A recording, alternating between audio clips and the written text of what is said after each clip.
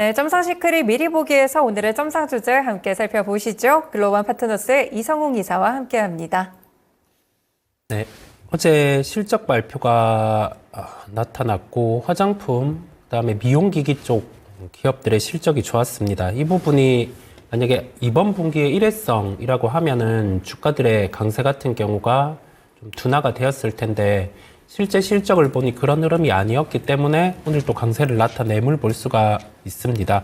첫 번째로는 실리콘2라는 종목을 먼저 보겠습니다. 오늘은 17.57% 상승한 23,750원에 거래가 되고 있습니다.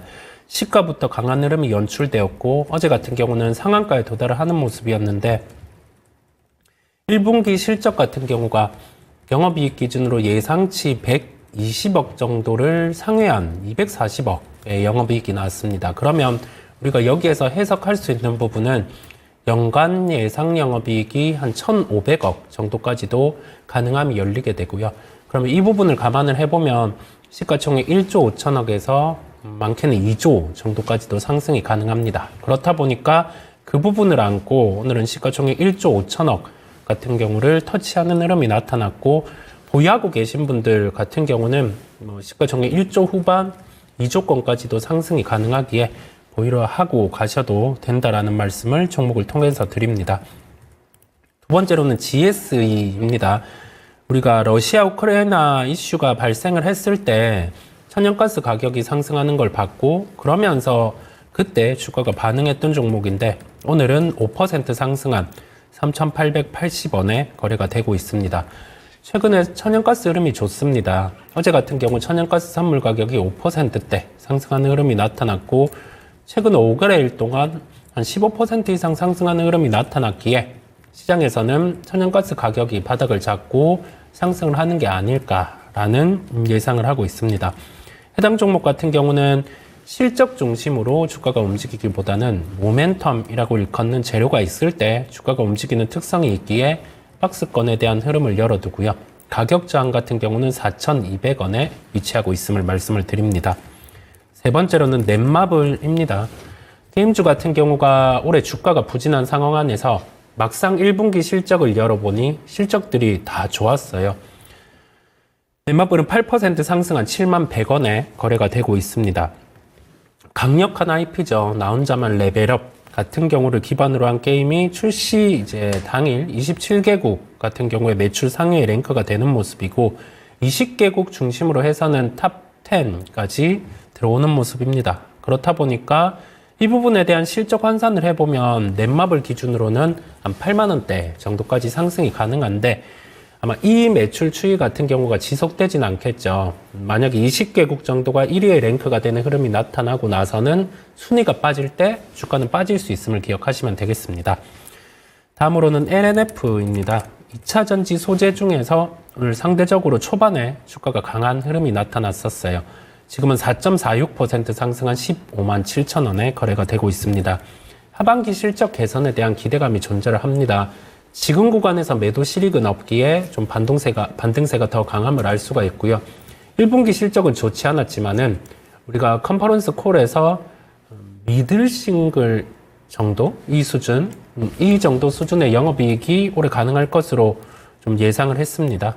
그렇다 보니까 주가는 좀 반등이 나오는데 V자 반등은 아직 쉽지 않은 상황. 수요 같은 경우에 회복을 체크해야 된다라는 점을 말씀을 드립니다. 다음으로는 펄어비스입니다. 게임주의 1분기 실적이 좋았다는 말씀을 드렸고요. 펄어비스 같은 경우도 실적에 대한 기대감이 지대하게 낮은 상황 안에서 1분기 실적이 긍정적이었습니다.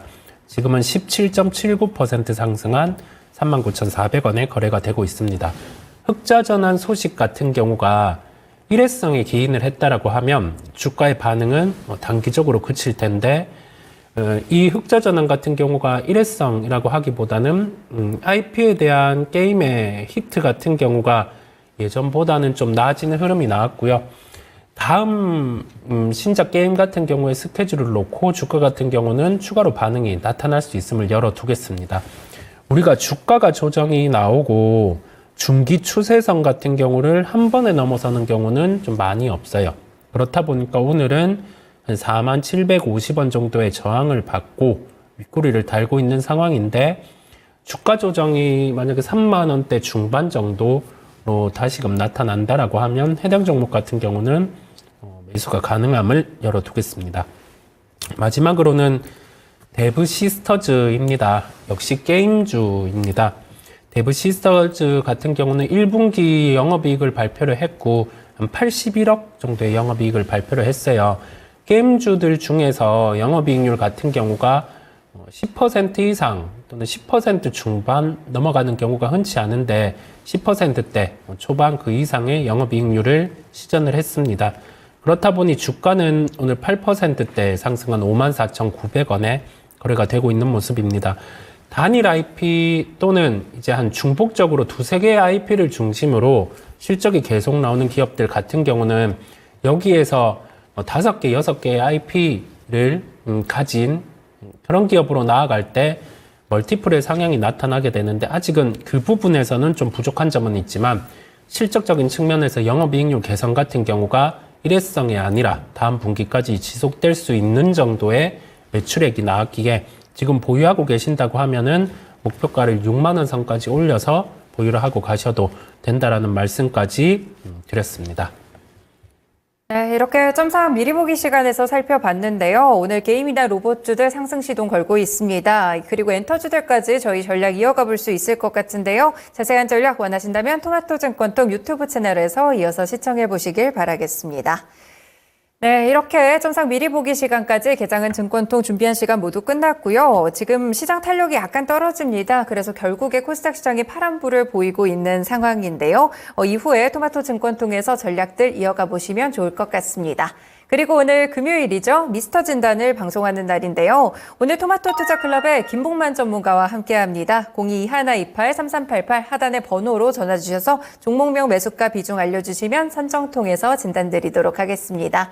네, 이렇게 이 투자 판단에 도움이 되는 다양한 말씀들 함께 전해드렸는데요. 특정 종목의 상승 하락 보장하지는 않습니다. 개장한 증권통 마칩니다. 시청해주셔서 고맙습니다.